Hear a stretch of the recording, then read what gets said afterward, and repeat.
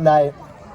First and foremost, I think it's incredibly important that we recognize the courage of everyone who's spoken before me, those who will continue to speak after me, and the worship band. Faith is something that can be pursued at any age. Whether you're an elementary schooler, high schooler, coach, parent, teacher, we all need Jesus, and we need him all of the time. Life is hard and uncertain and scary. And being Christian doesn't change any of that. But it gives us someone who we can turn to in times of trouble. And it gives us printed wisdom that we can reflect upon. The Bible. 18 months ago, I had never read a passage of the Bible outside of Sunday school. But about this time last year, one of my best friends started a 2-person Bible study with me after youth group. It was then that I began to actually read the Bible. I made it a routine in my life to read for about 5 minutes each night before I went to bed. Flash forward to March of 2021, I was asked to be the observing moderator of Celebration 23. For those of you who don't know what that is, it's pretty much a giant Christian camp over Labor Day weekend where we gather as many Westlake kids as possible and we encourage them to build a truly deeper relationship with Christ. This was way outside of my comfort zone. I had plans to almost definitely reject the offer. It was a thanks, but no thanks type of thing. I'm the type of person who's afraid to even ask a question in English class. So for me to be in charge of over 100 of my fellow students, supply them with a meaningful Christian experience, and help them to grow closer to God, as well as tell an 8 to 12 minute talk about my relationship with Christ, that was so scary. So being the non-confrontational person I am, I told them, I'll think about it. But that night, some weird sensation and urge came over me to go and watch the sunset. So I went to my favorite sunset watching spot in Rollingwood, and I sat there as the sun set over the Austin skyline. I listened to my favorite song, God Only Knows by King and Country. I felt goosebumps. God talks to us in all types of different and unique ways.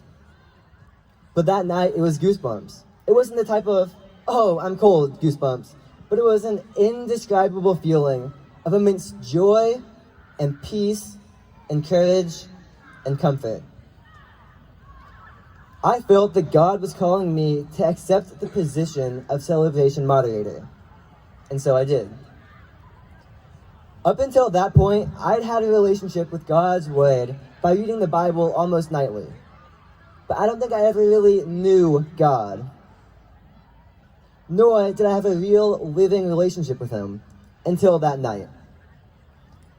And feeling God's presence back then is an irreversible change that affects me now and will affect me for the rest of my life. Every day I experience moments of weakness, and there's many days when I lack the courage to speak up.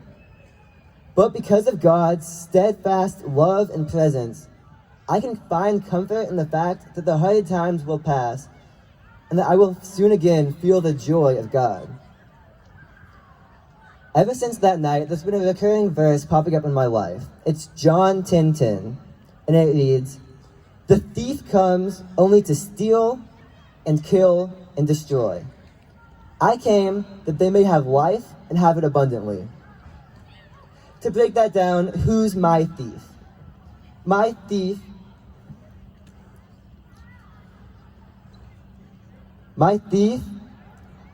is fear, pride, gossip, selfishness, temptation. The thief, that will come to steal, to kill, and to destroy us. But Christ has come so that we now may be rescued from sin and live life abundantly.